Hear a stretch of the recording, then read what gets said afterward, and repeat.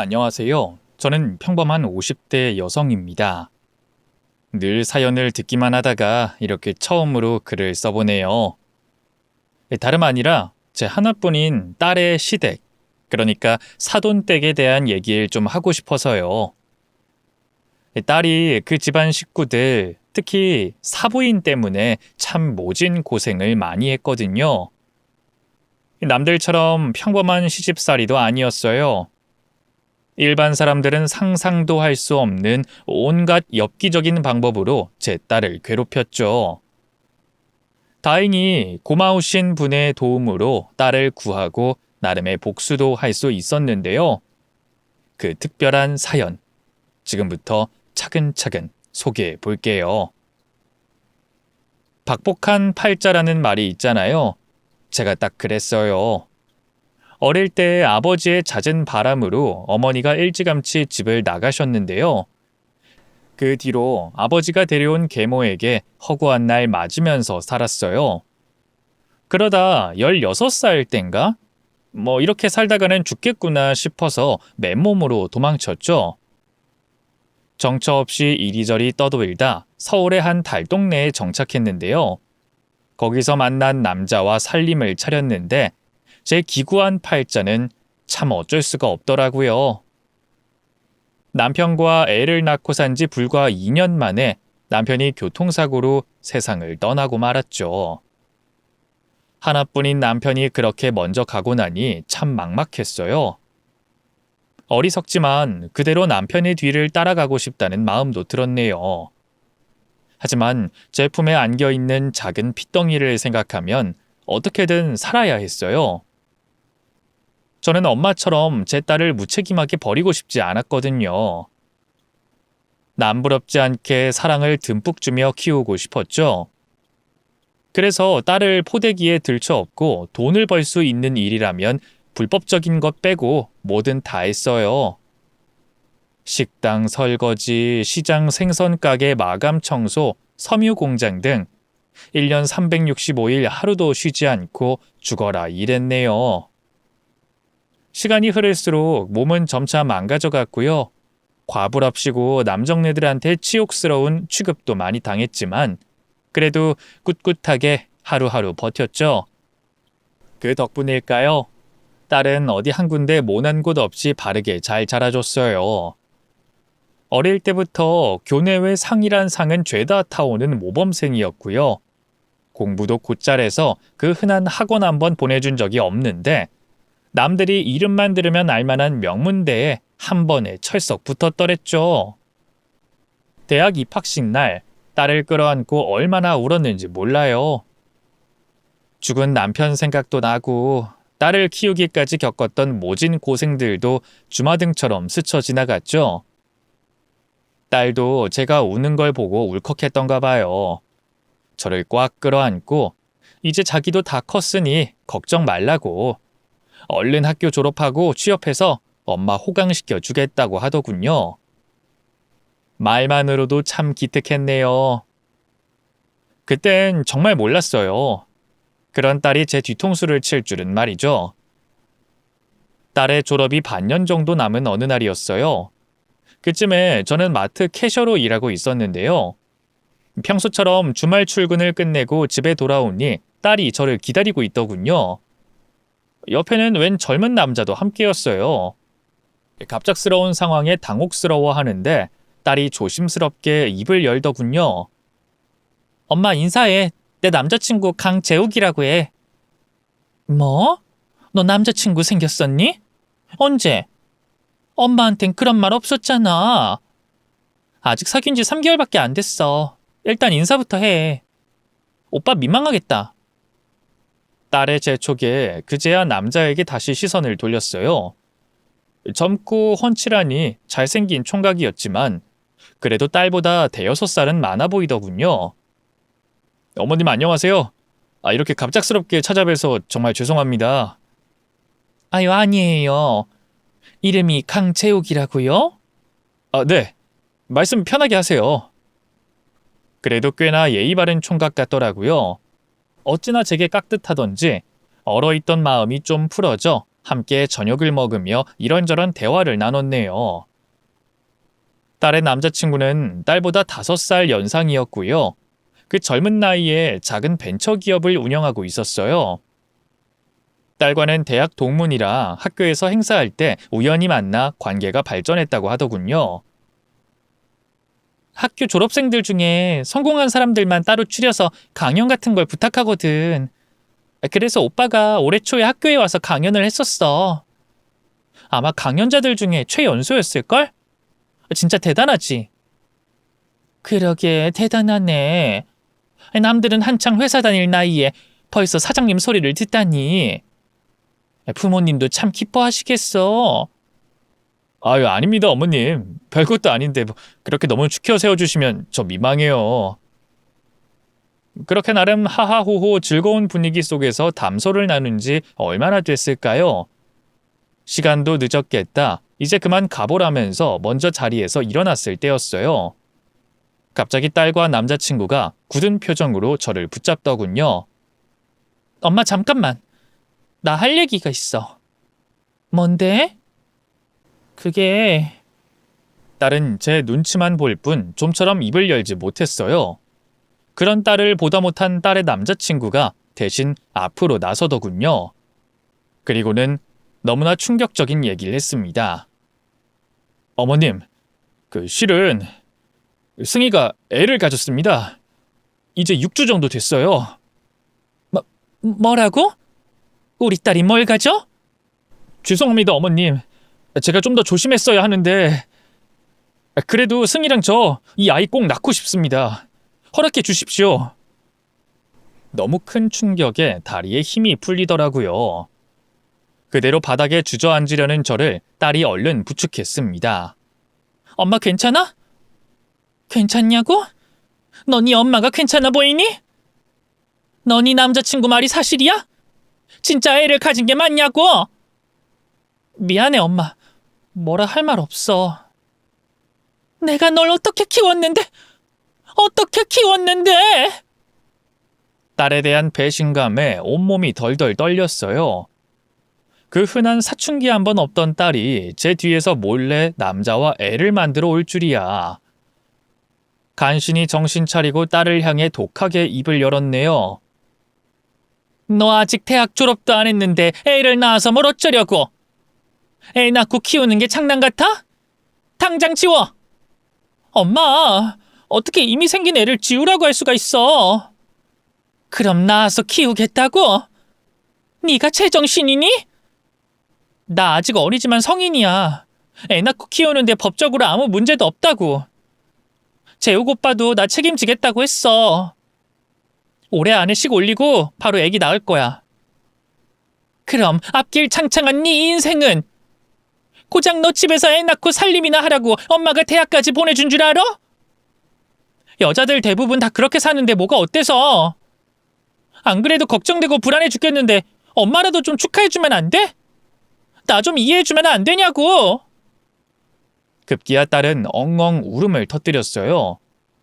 어릴 때부터 의젓해서 어지간한 일로는 운 적이 없는 아이인데 갑작스러운 임신에 어지간히도 마음이 불안정했던가 봐요.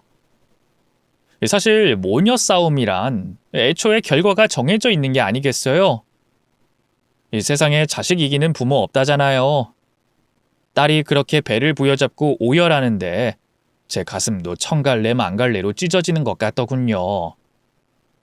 결국 딸을 끌어안고 다시 입을 열었죠. 애 낳고 키운다는 게 보통 일이 아니야. 몸도 마음도 많이 힘들 거야. 그래도 네가 정 낳고 싶다면 그래, 알겠다. 엄마가 옆에서 도와줄게. 걱정하지 마. 그러자 딸이 제 가슴에 고개를 파묻었어요. 고마워, 엄마. 그리고 정말 미안해. 됐다. 이미 생긴 애를 뭐 어쩌겠니? 그쪽 집안, 그러니까 사돈댁도 알고 있는 거야? 응, 어제 찾아뵙고 말씀드렸어. 많이 놀라시긴 했는데 그래도 좋아하시더라고. 너도 좋게 보신 것 같아? 그럼 누구 딸인데. 나 대학 졸업도 아직 못했는데 어떡하냐고 자기 아들 때문에 미안하다고 사과도 해주셨어. 시집도 안 간 처녀가 애를 뱄다고 안 좋게 보면 어떡하나 했는데 그나마 다행이더라고요. 며칠 뒤 양가 집안이 만나 상견례라고 해야 할까요? 서로 인사를 나누고 앞으로 어떻게 할지 의견을 모았고요. 그로부터 2달 후 부랴부랴 식을 올렸습니다. 여러 가지로 부족한 점이 많은 결혼식이었지만 딸의 배가 더 불러오기 전에 식을 올려야 했기 때문에 어쩔 수가 없었네요. 사위가 창업으로 가진 돈을 다 써버린 탓에 딸이 시댁살이를 해야 한다는 것도 마음에 걸렸죠. 그렇지만 어쩌겠어요. 딸 가진 부모가 죄인이라고 그저 사돈댁에 저희 딸을 잘 부탁드린다고밖에 할 수가 없었죠. 딸의 결혼 후에야 알게 된 사실인데 이 사돈댁은 그 지역에서 제법 소문난 알부자였어요. 바깥 사돈이 꽤 큰 무역회사 임원이더군요. 지지리도 가난한 집에 시집가 고생하는 것보단 차라리 부잣집에 시집가는 게 낫다 싶긴 했는데요. 한편으로는 딸이 무시당하는 건 아닐지 걱정도 되더라고요. 여러모로 전 딸의 든든한 친정이 돼주기엔 무리가 있었으니까요. 그래서 딸이 사돈댁에 들어가 살기 시작한 뒤로 매일 안부 전화를 했어요. 몸은 괜찮은지, 시부모님은 잘 해주시는지, 남편이 서운하게 하는 건 없는지. 그때마다 딸은 쾌활한 목소리로 아무 문제 없다고 했네요. 엄마는 무슨 걱정이 그렇게 많아. 나 본가 살 때보다 잘 먹고 잘 자고 있으니까 염려 마라. 그래? 따로 입덧 같은 것도 없고? 내가 너 가졌을 때 물만 마셔도 입덧을 해서 참 힘들었는데. 진짜? 난 괜찮은데? 오히려 너무 잘 먹어서 걱정이야. 이게 튼튼히 영양분으로만 다 가면 좋은데 내 살만 찌우는 거 아닐까 싶어서. 임산부가 살찌는 게 당연한 거지. 그런 쓸데없는 걱정 말고 먹고 싶은 거 있으면 다 먹어도. 엄마가 음식 좀 해다 줄까? 너 엄마가 끓여준 김치찌개 좋아했잖아. 됐어, 힘들게 뭘. 여기 일하는 아주머니 음식 솜씨 진짜 끝내줘. 내가 먹고 싶다는 거 있으면 비싼 재료들만 사다가 다 만들어준다고. 딸의 말에 다행이다 싶은 한편 서운하기도 했어요. 부잣집 사모님이 되더니 가난한 친정엄마는 이제 필요 없어졌나 싶어서 말이죠. 아닌 게 아니라 딸은 시집 가자마자 집에는 발길을 뚝 끊었어요. 임신해서 몸이 예전 같지 않겠지 이해하려 했지만 그래도 많이 속상했네요. 이래서 딸 자식 키워봤자 아무 소용없다는 얘기가 있는 건가 싶기도 했고요. 그땐 정말 몰랐어요. 딸이 저 모르게 끔찍한 고통을 인내하고 있었다는 걸 말이죠. 딸의 산딸이 가까워질 무렵이었어요. 그 사이 제가 딸을 본 건 결혼 초 한두 번이 전부였는데 딸도 제가 서운해하는 걸 알았는지 병원 가려고 나온 김에 집에 잠깐 들리겠다고 하더라고요. 그래서 부랴부랴 점장님에게 부탁해 근무 스케줄을 바꾸고 일찍 퇴근했죠. 시장에 들러 따로 장도 보고요. 딸이 좋아하는 고사리 무침이며 미역줄기 볶음을 잔뜩 만들었네요. 오후 서너 시쯤 되니 그토록 기다리던 딸이 집에 왔어요. 도대체 이게 얼마만이냐고 한 소리 하려던 저는 딸의 몰골을 보고 충격에 빠져 입을 떡 벌리고 말았습니다. 쇄골이 드러날 정도로 비쩍 마른 몸과 창백한 얼굴, 그리고 잔뜩 부르튼 입술까지 딸은 어느 모로 보나 잘 지내고 있는 모습이 아니었어요. 아니 너 대체 꼴이 왜 이렇게 살이 빠졌어? 어디 아파? 뒤늦게 입덧이라도 온 거니? 응, 요 며칠 속이 미식거려서 밥을 잘 못 먹었었어. 근데 엄마 김치찌개가 자꾸 생각나는 거 있지. 그래서 시어머니한테 병원 간다고 핑계대고 잠깐 들린 거야. 사부인한테 사실대로 말하면 될 걸 왜 핑계를 댄다는 건지 의아했지만 일단 딸을 바로 식탁에 앉혔어요. 그리고 부랴부랴 김치찌개를 끓여 상을 차렸죠. 근데 이게 웬걸? 이 밥을 한술 뜨나 싶었던 딸이 갑자기 뒤로 넘어가는 게 아니겠어요? 앉은 채로 기절해버린 거였죠. 얼마나 기겁했는지 몰라요. 그대로 딸을 들쳐업고 인근 병원 응급실로 달려갔네요.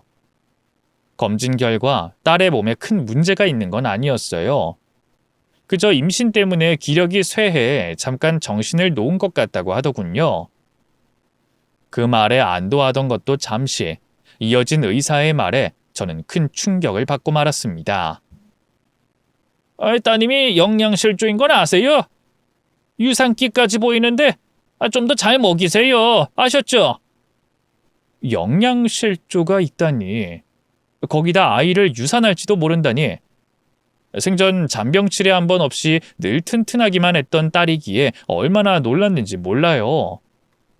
딸이 눈을 뜨자마자 입덧이 그렇게 심했냐고, 왜 진작 엄마한테 말 안 했냐고 화를 냈네요. 하지만 딸은 별다른 말 없이 울기만 했어요. 그러다 조그마한 목소리로 간신히 제게 그러더라고요. 엄마 미안한데 나 당분간 엄마 집에서 좀 지내면 안 될까? 아무것도 안 하고 맘 편하게 엄마가 해준 밥 먹으면서 그렇게 지내고 싶어. 그제야 뭔가 좀 이상하더라고요. 강서방이랑 싸운 건지 어쩐 건지 딸의 상태가 심상치 않더군요. 더 캐묻고 싶었지만 따로 추궁하지 않고 그냥 고개를 끄덕였네요. 당연하지. 그런 걸 뭘 물어. 원래 네 집이었는데. 고마워, 엄마. 이 수액만 맞으면 퇴원할 수 있다고 했으니까 같이 집으로 가자. 의사 선생님이 너 잘 먹여야 된대. 김치찌개 말고도 엄마가 이것저것 많이 해놨으니까 남기지 말고 다 먹어야 돼. 그렇게 저는 딸과 함께 집으로 돌아갔고요. 따로 마트에 휴가까지 내고 열심히 딸을 돌봤습니다. 딸은 입덧 때문에 고생한다는 말이 무색하게도 제가 해준 음식을 참 잘 먹더라고요. 그나마 다행이다 싶었죠. 딸은 그렇게 일주일 정도 있다가 시댁으로 돌아갔네요. 딸을 보내고 나니 마음이 참 그렇더라고요. 또 입덧 때문에 밥도 제대로 못 먹고 있는 건 아닌지, 혼자 울고 있는 건 아닌지 걱정이 됐죠. 전화해서 물어보면 그저 다 괜찮다고만 하는데 믿을 수가 있어야죠. 결국 어느 주말 딸이 좋아하는 음식들을 작정하고 잔뜩 만든 뒤 사돈댁으로 찾아갔어요. 따로 사위만 저희 집으로 불러 전달해 줄까 고민도 했지만 이상하게 딸의 얼굴을 직접 봐야 마음이 놓일 것 같더라고요. 미리 간다고 말은 해야 할 것 같아 딸한테 전화했는데 받지 않더라고요. 그래서 설마 쫓아내겠어 하는 심정으로 출발했네요. 전에 한번 사돈댁에 방문한 적이 있어서 헤매지 않고 바로 찾아갔는데요. 여전히 집이 으리으리하더군요. 제가 사는 낡은 빌라와는 비교도 안 되는 고급스러운 2층 주택이었죠. 내심 기가 죽었지만 용기를 내서 초인종을 눌렀어요. 집에 있던 사부인이 놀라면서 저를 안으로 들이더군요. 아니 사부인이 갑자기 여긴 어떻게? 연락도 없이 불쑥 찾아와서 죄송해요. 근처 온 김에 반찬이라도 주려고 왔어요.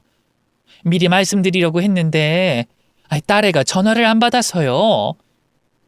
우리 딸 지금 뭐 하고 있나요? 아직 자고 있을 거예요. 네? 아직도요? 그때가 이미 해가 중천이었거든요. 임신했으니 그렇겠지 싶으면서도 괜히 사부인 눈치가 보이더군요. 죄송해요.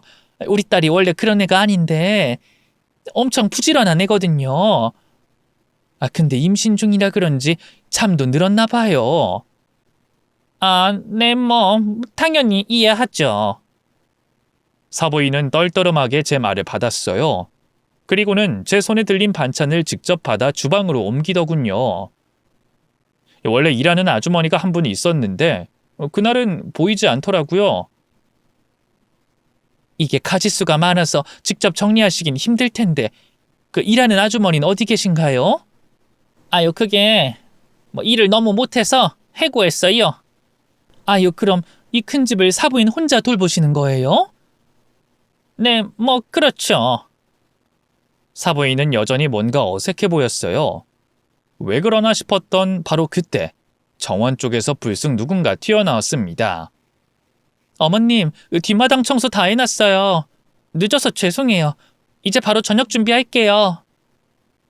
죄 지은 사람 마냥 허겁지겁 주방으로 달려오는 이는 다름 아닌 제 딸이었어요. 자고 있을 거라더니 웬걸.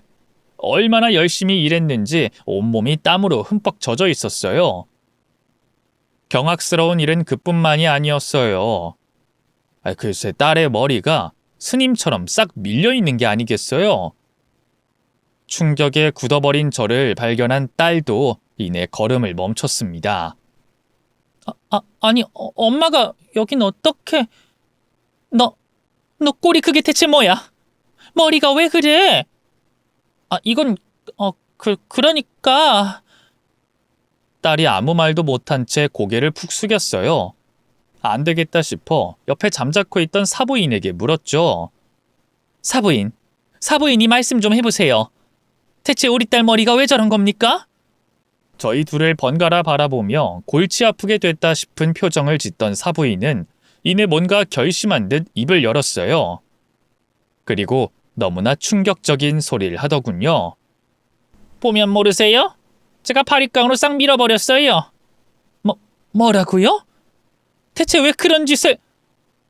아니, 말도 없이 친정에 가서 일주일 넘게 안 왔잖아요. 어디서 배워먹은 버르장머리인지. 보아하니 사부인이 그런 가정교육은 하나도 안 하신 것 같아서 제가 대신 좀 나섰네요. 대체 그게 무슨 말씀이세요? 우리 애가 연락도 없이 친정 가셨던 게 괘씸했으면 말로 하시지. 여자 머리를? 아유, 신경 끄시죠? 딸은 결혼하면 남인 거 몰라요? 며느리가 제 말을 너무 우습게 여기는 것 같아서 군기 좀 잡은 거예요. 사부인은 기왕 걸린 거 아예 뻔뻔하게 나가기로 작정한 것 같았어요. 군기요? 지금 군기라고 했어요? 이보세요, 사부인. 사부인의 기가 막힌 태도에 제 목소리도 점차 격양돼 갔는데요. 그러자 잠자코 있던 딸이 그런 저를 말리더군요. 엄마, 그만해. 내가 잘못한 거야. 이만 돌아가. 그러게 갑자기 연락도 없이 왜 왔어? 돌아가라니. 너 지금까지 도대체 이 집에서 무슨 취급받은 거니? 왜 사부인한테 머리가 밀리고도 말 한마디 못했어? 이까짓 게 뭐 큰일이라고. 됐으니까 일단 돌아가. 내가 나중에 연락할게. 딸은 막무가내로 저를 밀어냈어요.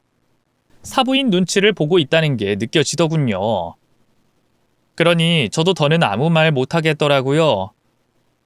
제가 난리를 쳤다가 돌아갔을 때 딸이 더 괴롭힘 당하면 어쩌나 겁이 덜컥 났죠. 결국 힘없이 딸을 따라 대문 밖으로 나섰는데요. 사부인은 이미 본색을 들켰다 싶었는지 배웅조차 하지 않더군요. 남편이라도 살아있었으면 덜 무시받았을까? 딸이 이런 취급을 당하는 게 나 때문인 걸까? 짧은 순간에 많은 생각들이 폭풍처럼 몰아쳤네요. 엄마, 미안해. 조심히 가. 내가 연락할게.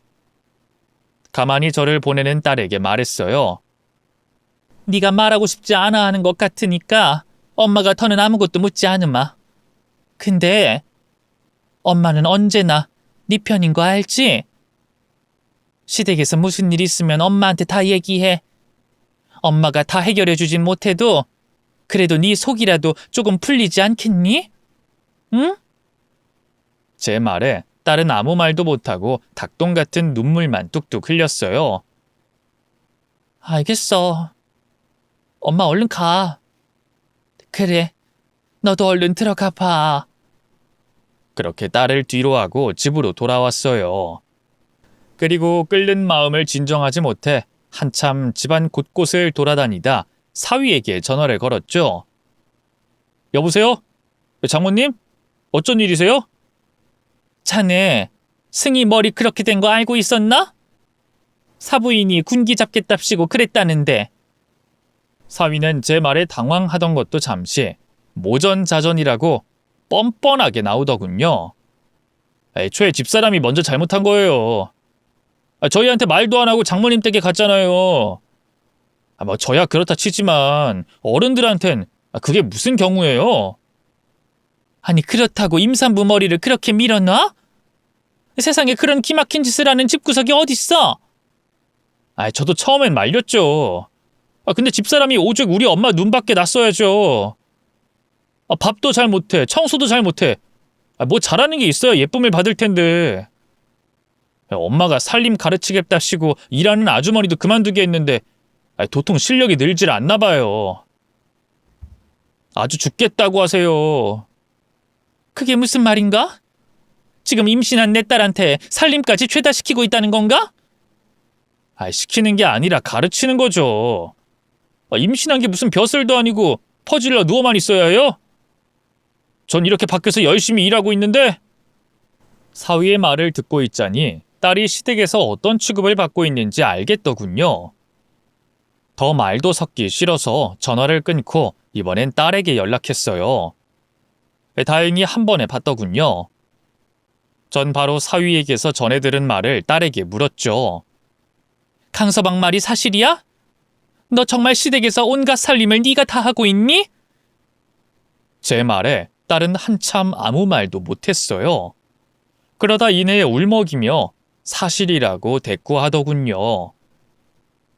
속에서 천불이 나더라고요. 그걸 지금까지 왜 말 안 했어? 네가 뭐가 모자라서 그 집에서 그런 취급을 받아야 하니? 강서방은 그걸 그냥 두고 보고만 있었대? 그러자 더 충격적인 대답이 돌아왔습니다. 그 사람, 내가 그 집에서 어떤 취급을 받는지 관심도 없어. 원래 운영하던 회사도 다 말아먹고 요즘은 새 사업한답시고 이 여자 저 여자 만나면서 바람이나 피우고. 그런 놈인 거 알았으면 절대 결혼 안 했을 텐데. 설상가상 사위가 바람까지 피우고 있다니 정말 미칠 것 같더군요. 안 되겠다. 너 당장 그 집 나와, 승희야. 그냥 이혼하라고. 요즘 세상에 이혼 그렇게 큰 흠 아니야. 응? 그치만 그럼 뱃속에 우리 튼튼이는 어떡해. 난 우리 튼튼이만큼은 아빠 없이 키우고 싶지 않아. 나랑은 다르게 아빠 사랑도 듬뿍 받으면서 컸으면 좋겠어. 딸의 고백에 마음이 쿵 하고 내려앉았어요. 그동안 딸이 제게 말하진 않았어도 아빠 없이 자란 서름이 꽤 컸겠구나 싶더군요. 제가 남편 없이 여자 혼자 몸으로 살아온 한이 있는 것처럼 말이에요. 제가 아무 말 못하자 딸이 재차 입을 열었어요.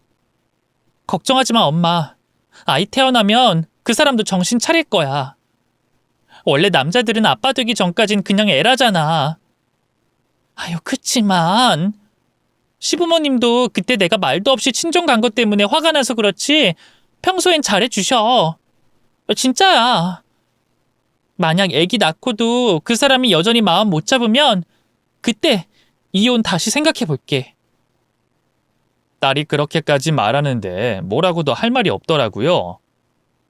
어쨌든 저는 제 3자였으니까요. 그래서 딸에게 알겠다고, 혹시라도 속상한 일이 생기면 엄마한테 전화해서 속풀이나 하라고 그렇게 일렀죠.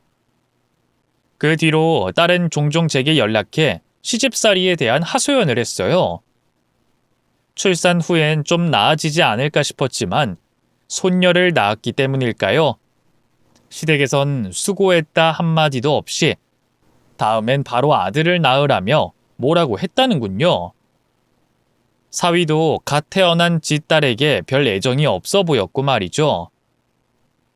도대체 어떻게 하면 좋을지 그렇게 속만 끓이던 어느 날이었어요. 평소처럼 마트로 출근해 일하고 있는데 웬 어린아이 한 명이 에스컬레이터 쪽에서 혼자 놀고 있더군요. 위험해 보인다 싶었는데 아니나 다를까 아이가 갑자기 비명을 지르더라고요. 놀라서 달려가 보니 웬걸 아이가 에스컬레이터 계단 틈에 바짓가랑이가 껴 옴싹달싹 못하고 있더군요. 달려온 보안 요원이 바로 비상 버튼을 눌렀지만 뭐가 잘못됐는지 에스컬레이터가 멈추지 않더라고요. 그 짧은 사이 아이 발은 점점 밑으로 빨려 들어가기 시작했고 아이는 마트가 떠나가라 울음을 터뜨렸죠. 우는 아이의 얼굴 위로 어린 시절 제 딸의 얼굴이 겹쳐졌어요. 어디서 그런 용기가 났는지 전 번개처럼 아이에게 달려갔고요. 그대로 아이의 바지를 벗겨버렸습니다. 그리고 제 겉옷으로 아이의 하반신을 감싸줬죠. 놀란 아이는 제 품에서 한참을 더 울더군요. 그 사이 누군가 신고했는지 119가 출동했고요. 그때까지도 아이 보호자가 나타나지 않아서 제가 같이 갔네요. 병원 검사 결과 다행히 약간의 긁힌 상처만 있을 뿐 큰 문제는 없다고 하더라고요. 그렇게 아이의 타박상 치료가 끝날 때까지 곁을 지켜줬는데요. 곧 소식을 듣고 달려온 아이의 엄마도 만나게 됐어요. 처녀라고 해도 믿을 정도로 젊은 얼굴이었는데요. 고급스러운 원피스에 명품 가방이 딱 봐도 제법 있는 집 사모님 같더라고요. 혹시라도 괜한 불똥이 튀는 게 아닐까 걱정했는데 다행히 사모님은 저를 보자마자 고맙다면서 거듭 고개를 숙였어요. 마트 관계자분들한테 얘기 들었어요. 에스컬레이터에 저희 애 발이 낀 걸 구해주셨다고. 아이가 학원에서 갑자기 없어졌다고 해서 찾고 있었는데 설마 혼자 마트에 갔을 줄은 몰랐어요. 아주머니가 없었으면 무슨 일 당했을지 몰라요. 정말 감사합니다. 이 은혜를 어떻게 갚아야 할지. 아유, 아니에요. 은혜란요. 그냥 제가 해야 할 일을 했을 뿐인걸요. 그보다 아기가 많이 놀란 것 같아요. 아까부터 계속 엄마를 찾았는데 얼른 들어가 보세요. 네, 감사합니다. 정말 감사합니다. 사모님을 아이한테 보내고 저는 다시 직장으로 복귀했어요. 그렇게 일이 마무리됐다고 생각했는데 웬걸 그로부터 일주일쯤 지났을까요? 사모님이 마트로 저를 찾아오셨습니다. 이 두둑한 현금 봉투와 함께 말이죠. 이건 제 성의예요. 부디 받아주셨으면 좋겠어요. 아니요, 정말 괜찮아요. 제가 뭐 그렇게 대단한 일을 한 것도 아닌데 넣어두세요. 제 사양에도 불구하고 사모님은 계속해서 봉투를 내밀었어요. 결국 받아들고 슬쩍 열어보니 제 한 달 월급보다도 많은 돈이 들어있더군요. 화들짝 놀라 다시 사모님에게 봉투를 돌려줬죠. 아유, 이렇게 큰 돈을 더 받을 수가 없네요. 제발 이러지 마시고 그냥 가져가세요. 아유, 그치만 저희 딸을 구해주셨잖아요. 어떻게든 그 은혜를 갚고 싶어서 그래요. 딸 가진 부모라면 다 그렇게 했을 겁니다. 저도 딸이 하나 있거든요. 물론 사모님 댁 따님처럼 어리진 않고 진작에 시집까지 갔지만 어쨌든 자식 가진 부모로서 당연한 일을 한 거니 개념치 마세요. 제 거듭된 거절에도 사모님은 좀처럼 걸음을 떼지 못했어요. 보다 못한 제가 밥이나 한 끼 사달라 했죠. 때마침 점심시간이었거든요. 그냥 인근 식당에서 간단하게 먹는 걸 생각한 건데 사모님은 그게 아니었던가 봐요. 운전기사가 딸린 차에 저를 태우더니 한눈에 봐도 비싸 보이는 레스토랑으로 저를 데려가더군요. 차마 거기까지 가서 거절할 순 없어 사모님과 함께 식사를 했네요. 밥을 먹으며 이런저런 얘기를 나누다 보니 자연스럽게 딸의 얘기도 나왔어요. 딸이 하도 당한 게 많다 보니 안 그러려고 해도 한탄조가 되더군요. 사모님은 따님 나중에 커서 시집 보낼 때 잘 알아보고 보내세요. 기껏 귀하게 키운 딸 시집살이로 고생하는 거 보면 내가 대신 해줄 수도 없고 마음이 너무 아프니까요. 아유, 저런. 따님이 시집 가셔서 고생을 많이 하셨나 봐요. 말도 말아요. 사돈댁 욕해봤자 내 얼굴에 침 뱉기라는 걸 아는데 아유, 어지간해야죠. 임신한 딸을 제대로 먹지도 못하게 핍박하고 온갖 집안일을 다 떠넘기고 견디다 못해 딸이 저희 집에 일주일 정도 있었는데요. 사부인 입장에서 그게 그렇게 괘씸했나 봐요. 글쎄 저희 딸 머리를 바리깡으로 팍팍 밀어버렸지 뭐예요? 네? 세상에 그런... 저도 알고 나서 얼마나 경악했는지 몰라요. 따져도 봤는데 며느리 군기 잡는 거니 상관 말라 하더군요. 제가 남편도 없이 어렵게 산다고 무시하는 거죠. 제가 막대 먹는 취급받는 거야 견딜 수 있는데 우리 딸까지 그런... 얘기하다 보니 울컥한 마음에 절로 눈물이 흘러나왔어요. 마음씨고 온 사모님이 그런 제게 손수건을 내밀더군요. 상심이 크시겠어요. 네, 딸의 걱정에 요즘도 잠도 잘 안 와요. 딸이 출산한 지 얼마 안 됐거든요. 근데 엊그제 그 바깥 사돈 회사에서 야유회를 한다나 뭘 한다나 하면서 또 저희 딸을 부려먹었더라고요. 거기 가서 하루 종일 음식 나르고 뒷정리하고 온갖 허드렛 일을 다 했다고 하네요. 그런데 사위란 놈은 모르쇠로 일관하고... 그런데 제 얘기를 듣는 사모님의 표정이 점점 묘해졌어요. 왜 그러나 싶어 말을 멈췄더니 사모님이 묻더군요. 혹시 그 바깥 사돈분 다닌다는 회사가 무역회사인가요? 땡땡 상사라고. 아니 그걸 어떻게 하셨어요? 어머, 저희 아버지가 운영하시는 회사거든요. 안 그래도 어제 부모님이랑 같이 식사하는데 도와주러 온 임원 며느리분이 머리가 유독 짧았다고 해서... 사모님의 말을 듣는데 등 뒤로 바짝 소름이 돋았어요. 어떻게 이런 우연이 있을 수 있는지. 제가 놀라서 아무 말도 못하자 사모님이 다시 입을 열었어요. 제가 저희 딸 구해주신 은혜를 어떻게 해야 갚을 수 있을까 싶었는데 이제 길이 좀 보이네요. 네? 그게 무슨... 며칠 뒤에 제가 다시 마트로 찾아뵐게요. 그때까지 몸 건강히 계세요. 아셨죠? 따님분 일은 너무 걱정하지 마시고요. 사모님은 그렇게 저를 위로한 뒤 먼저 자리를 떴어요. 다시 마트에 가서 일하는 내내 마음이 찝찝하더군요. 괜히 멋모르고 사돈댁을 흉봤나 싶어서 말이죠. 혹시라도 이 사실을 안 사돈댁이 저희 딸에게 해코지를 하는 건 아닐까 염려도 됐네요. 그렇게 사흘쯤 지났을까요? 다시 사모님이 마트로 찾아오셨어요. 그리고는 제게 보자기로 고급스럽게 포장된 상자 하나를 내밀더군요. 이거 별거 아니고 제가 준비한 작은 성의 표시인데요. 사돈댁에 전달 좀 해주세요. 네? 저희 사돈댁에요? 네. 그 안에 제가 메시지 카드도 넣었으니까 따로 전달하실 말씀은 없고요. 그냥 주고만 오시면 돼요. 아, 갑자기 아주머님이 전달하면 이상하게 생각할 테니까 저희가 오래전부터 친하게 지낸 언니 동생 사이라고도 했으니 장단 좀 맞춰주세요. 아니 그게 무슨... 걱정 마세요. 아마 따님한테도 큰 도움이 될 거예요. 사모님의 알쏭달쏭한 말에 어안이 벙벙했지만 일단 선물을 받아들었어요. 그리고 그 주말에 사돈댁으로 찾아갔죠. 어쨌든 부탁을 받았는데 이대로 모른 척하는 건 찝찝하더라고요. 회사에서 바깥 사돈한테 직접 주면 될 걸 왜 굳이 저를 시키나 의문이 들긴 했지만요. 갑작스러운 제 방문에 사부인은 대놓고 표정이 좋지 않았어요. 예의상으로라도 커피 한 잔 권하지 않더군요. 저희 딸은 방 안에서 아이를 보고 있었는데요. 얼마나 지쳤는지 저를 반길 기력도 없어 보이더군요.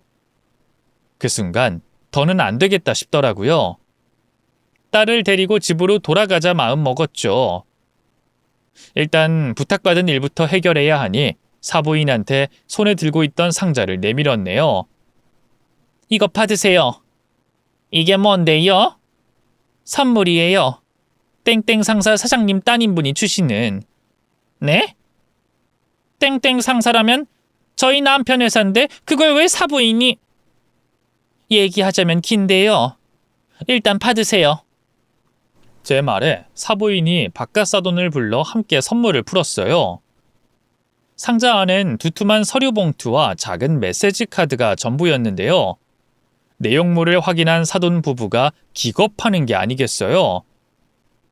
심지어 사부인은 다리에 힘이 풀렸는지 바닥에 털썩 주저앉기까지 했네요. 아니, 이게 대체 무슨...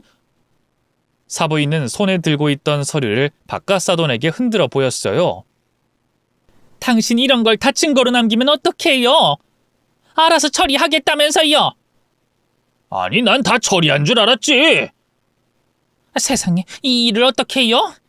이게 회사에 알려지면 당신 이대로 잘리는 거 아니에요?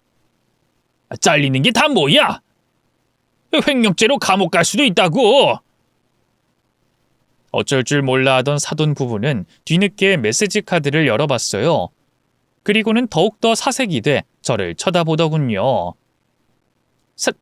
사부인, 이 회사 사장님 따님하고 막역한 사이였어요? 갑자기 무슨 소린가 싶어 어리둥절해 있다가 사모님이 했던 말이 떠올라 고개를 끄덕였죠. 네, 어릴 때부터 알고 지낸 친한 언니 동생 사이예요. 아니, 진작 말씀을 하시지. 그것도 모르고 전... 사부인이 울상을 지으며 제 쪽으로 메시지 카드를 내밀었어요. 그 내용을 확인한 저는 경악하고 말았습니다. 거기엔 서류에 있는 횡령 사실 저희 아버지에게 알릴지 말지는 순전히 영숙 언니에게 달렸어요. 당연히 아버지께 알리려고 했는데 알고 보니 강 부장님이 영숙 언니 사돈이더라고요. 제가 영숙 언니와는 어릴 때부터 친자매처럼 지냈고 이런저런 도움도 많이 받았거든요. 그래서 강 부장님을 어떻게 할진 영숙 언니의 뜻에 따르려고 합니다. 하고 쓰여 있더군요. 그제야 사모님이 무슨 일을 꾸몄는지 알게 된 저는 당혹스러웠어요.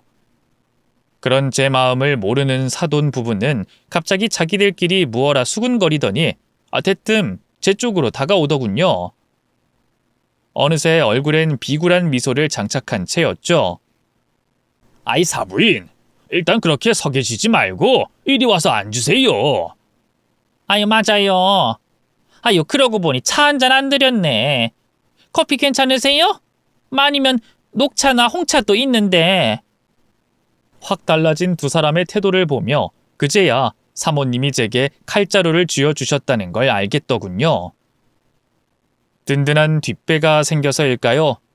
그때부턴 갑자기 허리도 쫙 펴지고 목소리도 크게 나오더라고요. 계속 무시하실 땐 언제고 이제 와서요? 됐고요. 전 우리 딸 데리고 이만 가볼게요. 네? 며느리를 데려가신다고요? 왜요? 안 되나요? 내가 내 딸 데려가겠다는데 그동안 이 집에서 저희 딸이 얼마나 모진 고생을 했나요? 더는 못 참겠으니 제가 데려갈게요. 사부인이 그러시겠다면야 당연히 그렇게 하셔야죠. 근데 이 서류에 적힌 내용은... 설마 회사에 알리거나 하실 건 아닌 거죠? 글쎄요. 동생은 제게 맡기겠다는데 어떻게 해야 할지. 그도 그럴 게 두 분이 그동안 저랑 저희 딸한테 하신 짓이 있잖아요. 제 말에 바깥사돈이 허겁지겁 제 손을 잡았어요. 아이고 사부인, 그동안 저희가 많이 서운하게 해드린 거 압니다. 그래도 결혼이란 게 집안끼리 합치는 건데 저희도 이미 한 식구 아니겠습니까? 이 일이 알려지면 저 회사에서 바로 잘립니다. 그것도 모자라 횡령죄로 감옥 갈지도 몰라요. 아무리 그래도 같은 식구끼리 그걸 좀 너무하지 않겠습니까? 뻔뻔한 바깥사돈의 말을 듣는데 열이 확 뻗치더군요. 너무하다뇨? 너무한 건 그동안 두 분이 저희 딸한테 한 짓들이죠. 임신한 애를 한시도 못 쉬게 부려먹은 것도 모자라 밥도 제대로 안 먹이셨잖아요. 하마터면 유산할 뻔했다는 걸 알긴 하세요?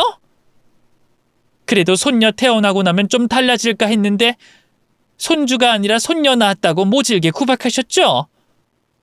저희 딸이 밤마다 저한테 전화해서 얼마나 울었는지 아세요? 아유, 내가 입이 10개라도 할 말이 없습니다. 어른으로서 좀 더 며느리한테 잘해줬어야 하는데. 됐습니다. 이미 기회는 날아갔고요.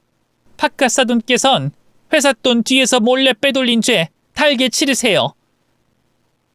전 그대로 딸의 방으로 들어가려고 했어요. 그러자 뒤에서 사돈 부부가 저를 붙잡더군요. 특히 사부인은 아예 무릎까지 꿇고 제게 애원하기 시작했어요.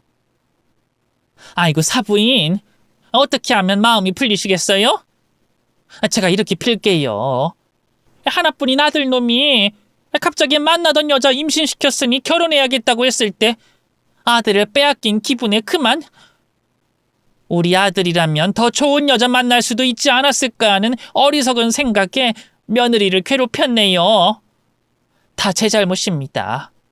벌한다면 저를 벌하시고 제발 이 회사만은 계속 다니게 해주세요. 네? 우리 딸이야말로 강서방이 임신시켜서 발목 잡지만 않았으면 지금쯤 회사 다니면서 자기 꿈 펼치고 있었을 애예요. 누가 누구 앞길을 망친 건데 그따위 막말을 해요? 됐으니까 이건 놔요. 제발요 사부인. 어떻게 하면 마음이 풀어지시겠어요? 아들놈도 데려와서 같이 무릎이라도 꿇게 할까요? 네? 제가 뭐라고 대답하기도 전에 박가사돈이 허겁지겁 사위에게 전화를 걸었어요. 그리고 당장 집으로 오라고 하더군요. 그 사이 저는 딸의 방으로 들어가 당장 짐을 챙기라고 했죠. 딸은 어리둥절해 하더군요. 엄마, 갑자기 와선 그게 무슨 말이야? 난 너 더 이상 이렇게 사는 꼴 못 본다. 강서방이랑 이혼해. 제 말에 딸의 두 눈이 커다래졌어요. 이혼이라니? 나 혼자 우리 딸을 어떻게 키워? 엄마도 했는데 네가 왜 못해? 넌 엄마보다 훨씬 똑똑하고 잘난 애였는데. 그리고 네가 왜 혼자야? 엄마가 있잖아. 엄마가 네 딸 최선을 다해서 잘 키워줄게. 네 남편 못가지. 그러니까 넌 너 하고 싶은 거 하면서 자유롭게 살아. 제 말에 딸의 눈에 눈물이 고이기 시작했어요. 그런... 내가 이제 와서 어떻게 그래 엄마. 애 생겨서 결혼하겠다고 엄마 가슴에 그렇게 큰 대못을 박았는데 이젠 이혼이라니. 괜찮아. 네가 이혼을 하든 결혼을 2번 3번 또 하든 넌 언제나 엄마 하나뿐인 소중한 딸이야. 난 네가 이 집에서 그렇게 천대받으며 사는 꼴 더는 못 본다. 내가 널 어떻게 키웠는데. 괜찮아 승희야. 엄마가 있잖아. 엄마랑 같이 이 집 나가자. 제 말에 훌쩍이던 딸이 무언가를 결심한 듯 입술을 앙 다물었어요. 그리고는 손녀를 제 품에 안겨주고 부랴부랴 짐을 싸기 시작하더군요. 지켜보던 사돈 부부가 말리기 시작했지만 제 서슬에 눌려 곧 입을 다물었죠. 그 사이 도착한 사위가 딸의 방으로 들어왔네요. 아버지, 갑자기 집엔 왜 들어오래요? 나 한창 사람들이랑 사업 얘기하고 있었는데 중요한 순간이었다고요. 우는 소리 하던 사위는 짐을 싸는 딸을 보자마자 두 눈이 휘둥그레해졌어요. 당신 지금 뭐 하는 거야? 대낮에 짐은 왜 싸고 있어? 나 당신이랑 이혼할 거예요. 뭐? 이혼? 제가 있는데도 사위는 대놓고 비웃음을 지었어요. 내가 계속 얘기했지. 당신이 나랑 이혼해서 혼자 먹고 살 수 있을 것 같아? 대학 졸업도 못한 고졸 주제에 비빌 만한 친정이 있는 것도 아니잖아. 당신이나 장모님이나 천상 내가 먹여 살려야 할 군 식구들이라고. 그러니까 이혼 같은 꿈 같은 소리 하지 말고 얼른 짐 풀고 저녁이나 차려. 우리 부모님도 계시는데 이게 뭐 하는 거야? 그래도 딸애는 들은 척도 않고 계속해서 짐을 쌌어요. 그러자 사위는 화가 단단히 났는지 그런 딸에게 다가가려 했죠. 재빨리 그 앞길을 막아섰네요. 자네 지금 내 딸한테 뭐 하려는 건가? 자네 요즘 새 사업한답시고 일 벌리느라 돈을 벌긴커녕 부모가 모아둔 돈 쓰고만 있다며? 자네야말로 밥줄 끊기고 싶지 않으면 내 딸 그냥 순순히 놓아주게. 사위는 평생 자기한테 큰 소리 한 번 못 내던 장모가 그렇게 단호하게 말하니 놀랐는지 잠시 멈칫하더군요. 하지만 그것도 잠시, 이내 코웃음을 치며 저를 밀어내더라고요. 장모님이 어떻게 제 밥줄 끊으실 건데요?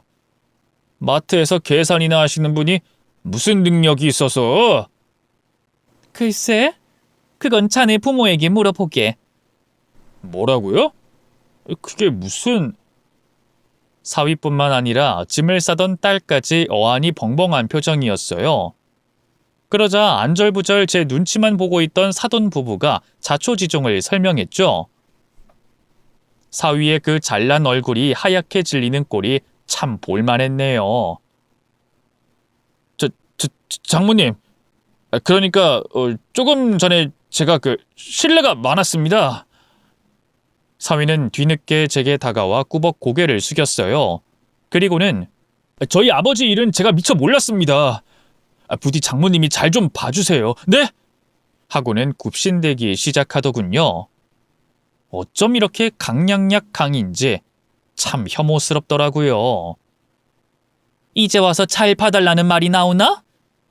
자네가 그동안 내 딸한테 어떻게 했는데?